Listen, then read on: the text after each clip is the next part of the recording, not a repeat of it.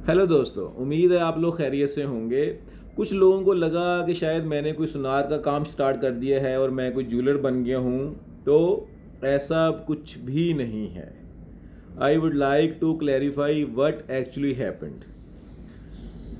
हमारे कुछ करीबी अजीज़, उन्होंने हमें एक गिफ्ट दिया हुआ था जो कि गोल्ड की सूरत में था, मगर उनके अपने हालात इस दौरान कुछ कुछ ख़राब थे। तो मुझे लगा कि हमें वो नहीं लेना चाहिए और उस पैसे से कुछ ऐसा करना चाहिए कि उनकी हेल्प भी हो जाए और उनका काम भी चलता रहे। तो मैं उनकी दी हुई चीज़ सेल करने के लिए जब मैं गया, मार्केट में गया, ज्वेलर्स के पास गया, तो मैंने एनालाइज़ किया कि ये ज्वेलर्स लोगों को कैसे लूटते हैं, किस तरह बेवकूफ़ बनाते हैं। एक तो इनका अपना मार्जिन है, एक तो वो कैरेट में आपको जो है ना गेम करते हैं, इतने कैरेट का नहीं इतने कैरेट का है। फिर वो चेकिंग करते हैं, फिर ऐसे करते हैं, फिर आपको घुमा फिरा के फिर प्राइस अपनी मर्ज़ी की आपको बता दे, भाई ये इतने का ही है। तो दरअसल जब मैं बेचने के लिए गया तो मैंने 4-5 जो थे ज्वेलर विज़िट किए। तो ये मेरे लिए बड़ा बड़ा ही सरप्राइजिंग था, क्योंकि मैं कभी भी गोल्ड की तरफ गया ही नहीं कभी। एक बंदे ने उसका रेट लगाया 5 लाख, एक ने लगाया 5.5 लाख।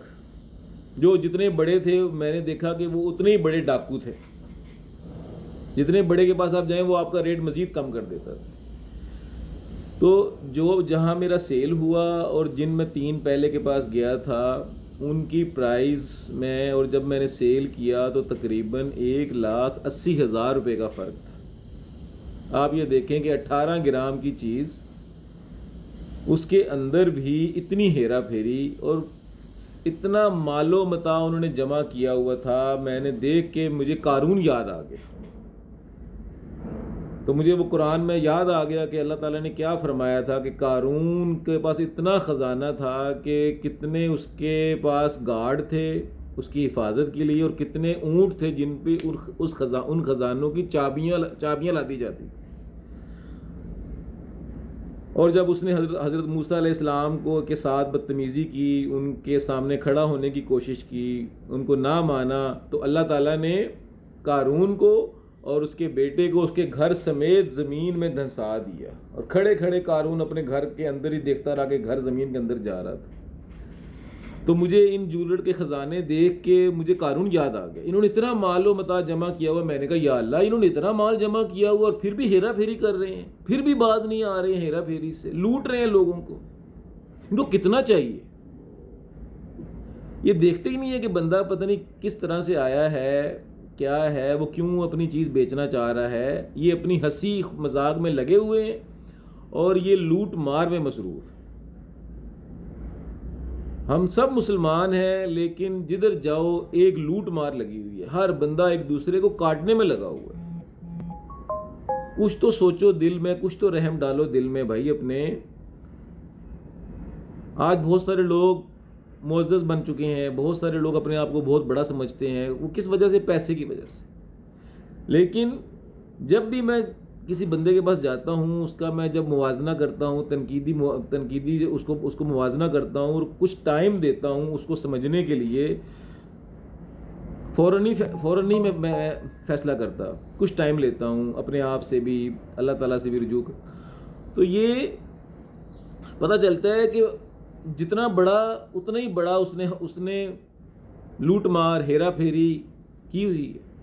इसी वजह से आज हमें किसी पे भी यकीन ही नहीं होता कि जो बंदा जो कह रहा है क्या वो सच है। हम कहते हैं नहीं, दिल नहीं मानता हमारा। तो जब गोल्ड का मामला हुआ और जब मैंने ये लूट मार देखी और मैंने ज्वेलर से पूछा ये गोल्ड कहाँ जा रहा है, कहता है बहुत ऊपर जाएगा। तो बस हमने गोल्ड को रोक दिया। मैंने कहा या अल्लाह, ये गोल्ड और ऊपर ना जाए, ये नीचे आए। ये इतनी लूट मार कर रहे हैं, इनके पास इतने ख़जाने जमा हो चुके हैं और ये मज़ीद लूट मार में मसरूफ़ हैं। लोगों का अब्यूज़ कर रहे हैं, लोगों का इस्तेहसाल कर रहे हैं, नाजायज़ मुनाफाखोरी कर रहे हैं। मैंने कहा या अल्लाह, ये गोल्ड कभी ऊपर ना जाए, इसको नीचे ला। इनका गुरूर तकब्बुर लोगों का नीचे आए। तो गोल्ड रुक गया अल्हम्दुलिल्लाह। میں نے گولڈ سے کہا اب اللہ کے حکم سے تم ہمیشہ نیچے ہی رہو گے. میں نے دعا کی, میں نے کہا یا اللہ تھوڑا تھوڑا کر کے بڑھے, تاکہ ہر بندہ اس کو لیتا رہے, تھوڑا تھوڑا خریدتا رہے, لوگوں کی دسترس میں رہے. کوئی بھی چیز, میں نے دعا کی, کوئی بھی چیز آؤٹ آف کنٹرول نہ ہو جائے, ایک سلیکٹڈ لوگوں کے لیے مخصوص نہ ہو جائے. اس ملک میں لوگوں کی حالت بہت خراب ہے. لوگ, غریب لوگ ترس رہے ہیں پیسے کے لیے, کھانے کے لیے, چیزوں کے لیے, اور ایک سائیڈ پہ دوسرا طبقہ ہے جس نے ان کے ساتھ ان کا استحصال کیا ہوا ہے. کسی نہ کسی بہانے سے, کسی نہ کسی طریقے سے غریبوں کو لوٹتے رہتے ہیں. ہر بندہ غریب بندے کو کسی نہ کسی طریقے سے لوٹ مار کرتا رہتا ہے. اور یہ سوچ بن گئی ہے کہ ان کو اتنے پیسے نہ دو, ان کا دماغ خراب ہو جائے گا, بس ان کو یہیں رکھو. تو گولڈ کے پیچھے یہ ساری کلیریفیکیشن تھی. میں کبھی بھی گولڈ کا خریدار نہیں رہا, کیونکہ میں نے پڑھا تھا کہ ایک بزرگ تھے, اللہ والے تھے, جب ان کی شادی ہوئی تو انہوں نے اپنے ان لاء سے کہا کہ میری بیوی کو سونے کی کوئی چیز مت دینا. پرانا وقت تھا, تو انہوں نے جاتے جاتے اس کو ایک سونے کی انگوٹھی دے دی کہ یہ رکھو, مشکل وقت میں کام آ جائے گی. جب وہ راستے میں اپنے عبادت کرنے بیٹھے تو ان کو عبادت میں خلل ان کی آیا, ان سے عبادت نہیں ہو رہی تھی. انہوں نے کہا کیا ماجرا ہے آج, پہلے کبھی ایسا نہیں ہوا. انہوں نے اپنی بیوی سے پوچھا کہ تمہارے پاس سونے کی کوئی چیز ہے؟ جب تھوڑا زور دے کے پوچھا تو اس نے کہا ہاں میرے پاس یہ ایک انگوٹھی ہے. تو انہوں نے کہا دیکھا. تو یہ وجہ ہے جس کی وجہ سے میں کبھی بھی سونے کے قریب نہیں گیا. بس اللہ سے دعا کی ہے یا اللہ اچھے طریقے سے کام چلتا رہے, اور اللہ تعالیٰ چلا رہا ہے, بہت اچھے طریقے سے چلا رہا ہے. ہر حال میں اللہ کا شکر ادا کریں, ہر حال میں اللہ کا شکر ادا کریں. جب بھی کوئی مشکل ہو اللہ کی طرف رجوع کریں, پھر آپ دیکھیں کیسے مدد آتی ہے. اور ویٹ کریں, اللہ سے رجوع کرنے کے بعد فوراً نہیں کام ہو جاتا, تھوڑا سا ٹائم لگتا ہے. لیکن اپنی نیت صاف رکھیں, کبھی کسی کا برا مت سوچیں, اور لیکن اللہ سے ہمیشہ رجوع کریں. لوگوں سے رجوع بعد میں کریں, اللہ سے کریں. اللہ خود ہی ان کے دل میں ڈال دے گا, آپ کا کام ہو جائے گا. وما علینا الا البلاغ المبین.